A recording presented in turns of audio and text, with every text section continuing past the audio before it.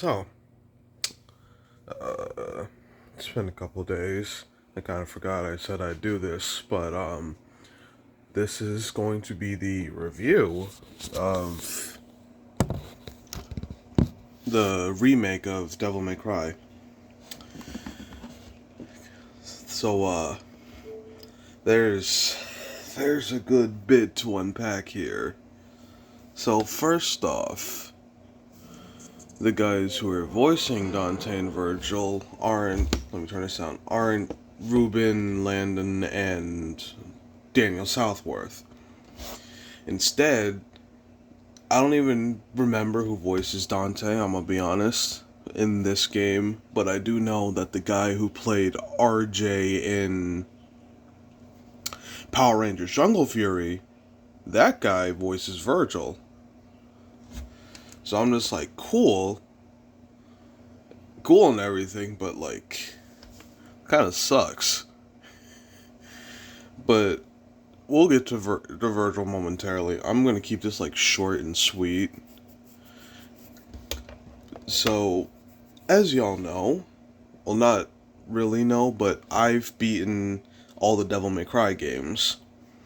Minus 2, because 2 sucks. However, I do know the ending of it and where it's placed in the timeline and everything. But, besides the point, let's talk about... Let me get it up real quick. Yeah, so let's talk about this motherfucker right here. This is Dante Sparta. And, I don't know if you can tell, but he doesn't even have white hair compared to the original. It starts out black. Reason for that is I have no idea. But to give a little bit of insight about what Dante and Vergil are, in the original timeline, they're half human, half devil, because their father, Sparta, was the legendary demon something. I don't remember the title off the top of my head, but their mom, Eva Sparta, was human. In this story, however, it's different. So, Sparta is still a devil, a demon and everything, but Eva is an angel. And this makes both Dante and Vergil Nephilim, a breed of demon.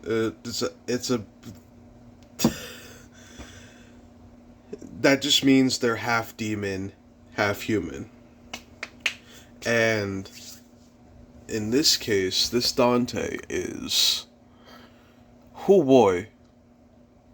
A lot to unpack with him, but I'm gonna keep this short and sweet.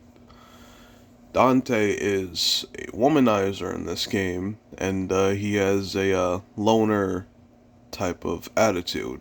Like the original, except this one is a bitch and a dick. But towards the end, he does, he has a bit of a revelation and whatnot.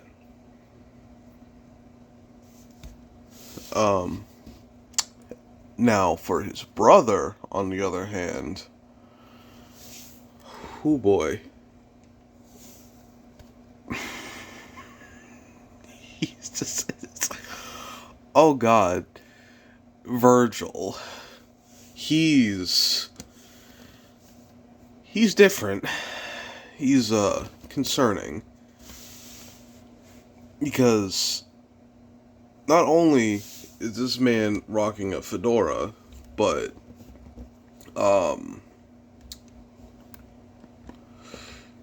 he's a bit of a scumbag. So, let me get so y'all can get a good look at him. So, this is Vergil. This is post-game Vergil, at least. This is after you defeat him in the base game. This is, yeah, this is Vergil's downfall, Vergil. This is basically, so this is after you beat him in Mission 20, like, basically, Devil May Cry 3 and 5. Well, technically 19 and 20 for Devil May Cry 5, but that's besides the point. You fight him one last time on Mission 20.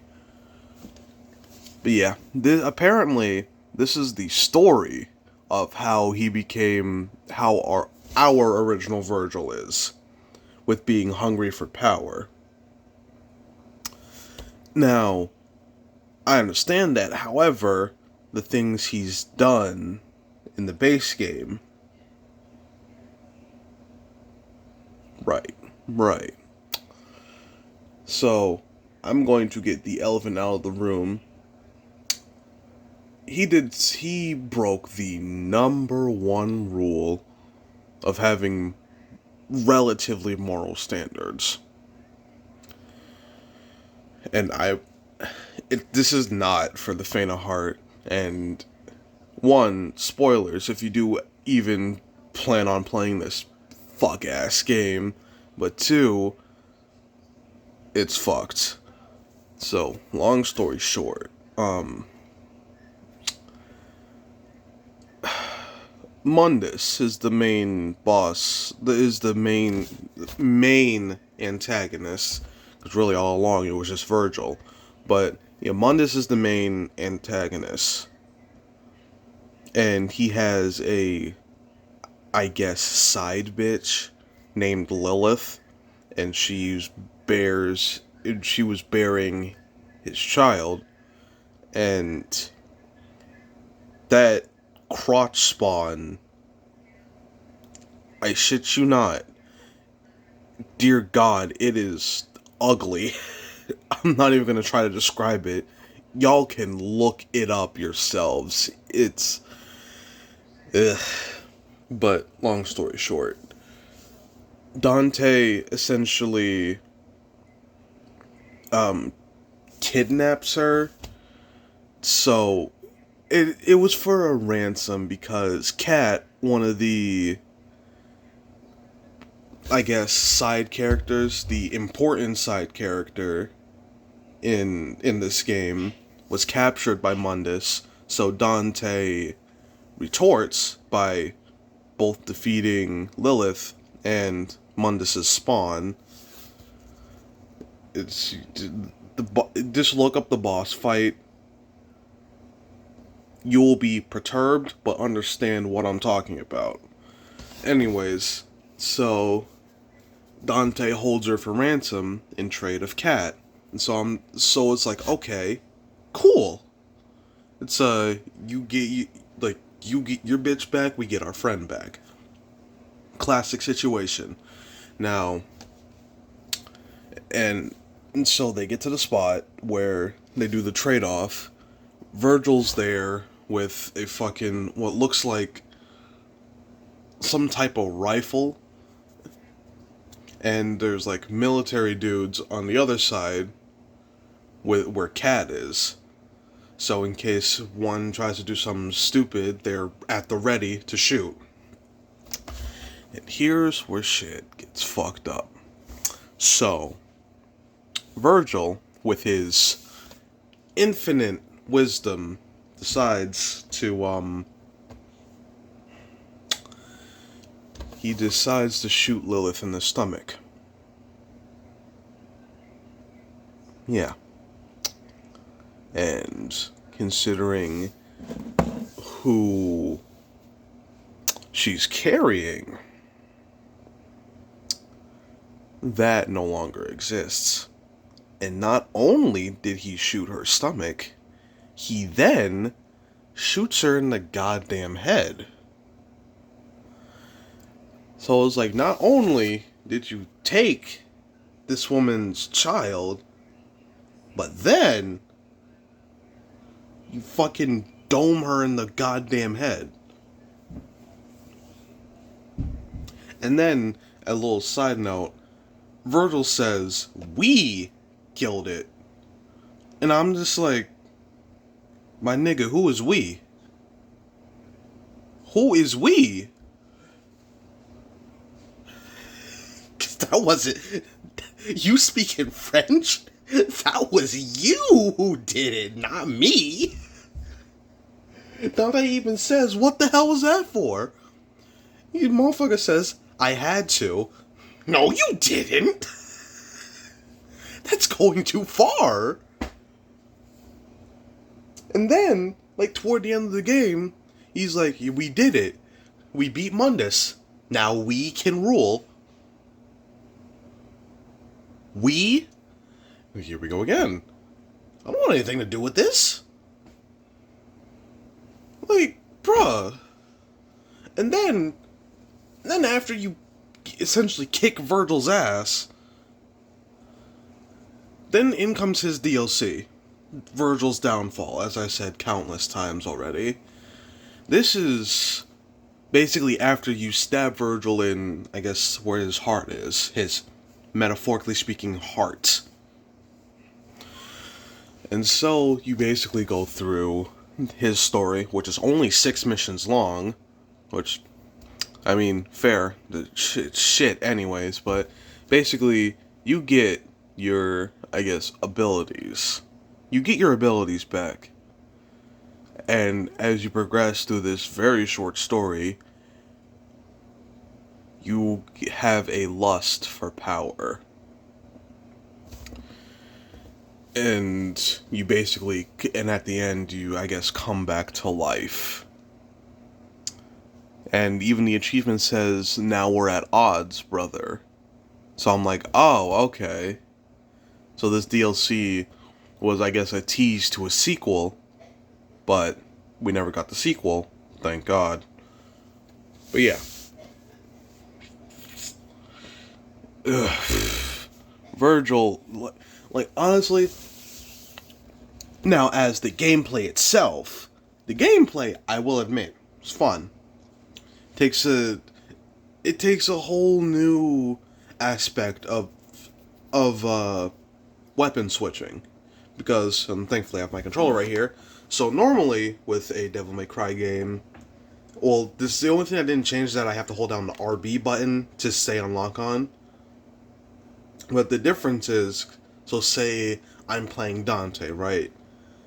And it's like, I don't know, DmC4, DmC5 Dante. So normally, I'm holding this button down, pressing the Y, the attack and everything, all this to move. And then I'm occasionally switching styles mid-combo. And I'm using the triggers to change weapons, right? In this game, it's different. So before I get the extra weapons, I had 2 weapons that were passed down from Sparta and Eva. One was a heavy weapon, and the other one was more of a light weapon. So instead of being able to, like, you know, switch between them, right? Instead, I have to hold down the button to use the weapon. It was weird at first, but I got a hang of it. So basically, holding down RB and just attacking normally, I attack with Rebellion, right? Dante's signature sword, his signature longsword. But if I want to switch to, let's say, using Sparta's weapon, I just hold this down and start pressing Y and B, and then now I'm using that instead. And I let go of it, I go back to using Rebellion. And as for the light weapon, which was passed down from Eva, if I want to use that one instead, I do the same, but with LT. And, you know, just press the Y and X button and all that fun stuff, right? And then, and then later in the game, I get a couple more weapons. And so to switch those weapons, I have to press one of the D-pad buttons to switch. So say I'm using one of his fucking gauntlets that you get, I use that, but then I want to be using the a big axe, which is Sparta's weapon. So I just have to press the D-pad to change to that, instead of pressing the RT or LT to switch weapons. And as for the guns, to switch for the guns, I have to press up on the D-pad. Specifically up. So yeah, that's how that's how Dante plays. It's pretty fun, I'm not gonna lie. As for Vergil, he doesn't get various weapons compared to his original and better counterpart. So instead of having Beowulf and not Mirror's Edge, Force Edge. Yeah, Mirage Blade is the name of weapon he uses in DmC 5, which is just Force Edge, but holographic, I guess. I don't know. But nonetheless, he has Force Edge. But in this one, he only has Yamato, his signature katana. It doesn't even look like the signature katana, but it's a reboot. What are you going to do? So with that, instead of being able to switch to like Beowulf for heavy attacks and Force Edge for like, the somewhat lighter attacks, you have Angel mode and Demon mode, which is the different versions of Yamato. Not even different, it's just it changes up your attacks along with the aesthetic look of Yamato. And I guess I forgot to mention, that's what it's like for Dante, except he has the different weapons. It's just this is Angel weapon and Demon weapon. Now, but as for Vergil, it just changes up your attacks for Yamato. So basically, all the moves that you're familiar with that Vergil has in original DmC 5 is a bit different. So I'm gonna use my controller again for another example. So I'm attacking and everything, right? With Yamato, I hold down RT, and it changes to more heavy attacks. And then this is one of the examples that made the changes felt weird. So normally, when you do rapid slash, that one move Vergil does that he just charges forward at you and all that stuff, right? So normally, you'd have to hold down RB, press forward, and then hit Y, right? Not here. You have to switch Yamato to Angel mode and just press Y, and he does rapid slash. So I'm like, okay, cool. As for his other moves, matter of fact, let me get the moves up. So he has his basic combos, then he has the staggered combos, meaning like you press a button a couple times, wait a second, and then keep going, which gives you like a different combo and everything. Now for Angel mode, yeah, you get Rapid Slash, Rising Star, which in DmC 4 and 5, when you do Rapid Slash and hold the button and hold Y down, he goes up instead of just going through. But with this one, once again you have to hold down LT for Angel mode, but instead of doing Rapid Slash, you just hold down B, and he stands there for a second, charging it up, and then spins up into the air. The moves are weird. And now, for my personal not-so-favorite change, as a, I guess, resident Vergil main, I enjoy using Judgment Cut. Both regular Judgment Cut, perfect Judgment Cut, and Judgment Cut End, because those moves are fucking sick. Judgment Cut in this game is weird. So normally Judgment Cut works like how you would expect it to work. You press Y, hold down, he does Judgment Cut. In this one, you can charge it, does more damage and it's a larger, vortex. Except the Judgment Cut isn't what I'm used to seeing, really. Because what I'm used to is when he does it, it is a circle of dimensional slashes in one concentrated area. In this one, however, as you can see, it's really different. So you can see the slashes in the air instead of it being in one concentrated area. And as for the perfect Judgment Cuts, or in this, as this game calls it, perfect slice, it works like perfect Judgment Cut, but the aesthetic of the cuts change. So instead of being like white and everything, it turns into like a fiery orange, which is pretty cool. Don't get me wrong, but it's not what I'm used to. What else?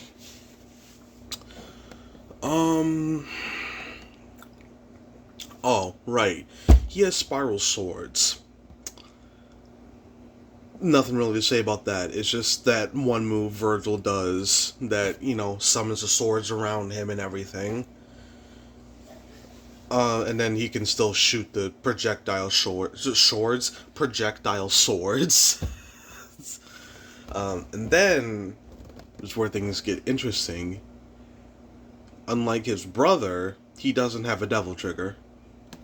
Instead, he has a doppelganger, which I guess at the time sounded cool, but not having a devil trigger it's kind of ass. And honestly, DmC 5 did it better, in my opinion. DmC 5 did it better. Because at least that one, your doppelganger is in devil trigger. This one, it's just another copy of you. Except you can switch it in between angel and demon mode, or just regular mode. So basically the attacks you do in angel, you can set it for the clone to do it, or you can set it to demon, have it do the more heavier attacks, or just have it at normal. So doing the attacks you do, basically. You can even have it be delayed. What else? That might be it for Vergil. Yeah, he doesn't have a double jump, but that's standard Vergil activity. Not having a double jump, all that power, can't even jump twice. Anyways, enough throwing shade at Vergil. Well, original Vergil at least, because this one fucking sucks. But yeah, that's the gist. And my honest opinion on the game, as I said, gameplay-wise, it is fun. It is actually fun. So basically, it took what I learned in DmC 5, or not DmC 5, like, it took what I knew as DmC as a whole, took half of it, and threw the rest of the half in the fucking garbage. But it was, I will admit, gameplay-wise, it was fun. Story-wise, it's ass. It's just ass. But yeah, I do plan on, like, playing it for the gameplay itself here and there. But nothing's gonna be the original DmC timeline. Absolutely nothing. Like, you couldn't even pay me to admit it. Like, I'd rather get both of my fucking legs broken than admit that this game has excellent story, which it really doesn't. And I just find this funny. Where does it go on the timeline wise? Well, it goes in the timeline where it belongs, in the fucking garbage. But yeah, that's my thoughts on the game. Not bad. And the only reason why I got this game to begin with is because, one, this is the definitive edition, and two, it was on sale. It was like $8.99, and after tax it's like $9.49, because I was not paying $29.99 for this dumpster fire. Which is That's exactly how I got, DMC 5. It was on sale, the special edition. It was on sale. I couldn't really pass it up, and plus I wanted to experience DMC as a whole because at the time I was playing Ultimate Marvel vs. Capcom and I was learning how to, main Dante and all that. And so I wanted to experience the games he was from. But yeah, that being said, that is all from me at least. If you want to, I guess, know more about the game, you can just look it up, really. This is just really my review on DMC as a whole. Or the DMC Devil May Cry. It's so edgy. But yeah, that's about it. That's all I have on this. So, in conclusion, this game is complete and utter dog shit. I am going to I'm going to do a little bit of editing and all that, get back into what I used to do, and then play some 14. So, oh yeah, Final Fantasy 14 for those who don't know. Anyways, that'll be all. So, if you enjoyed the video, like, comment, subscribe, and do share around the video if you choose to do so. And I will catch you all on the flip side. Later. Oh, also, before I forget, I still do plan on doing, Dokkan content, because the 10th anniversary is coming up in, next year, somewhat, because it's synced up and everything, but yeah, I still plan on doing Dokkan content after working on, a couple more units and get some teams together and all that fun stuff, but yeah, bye guys!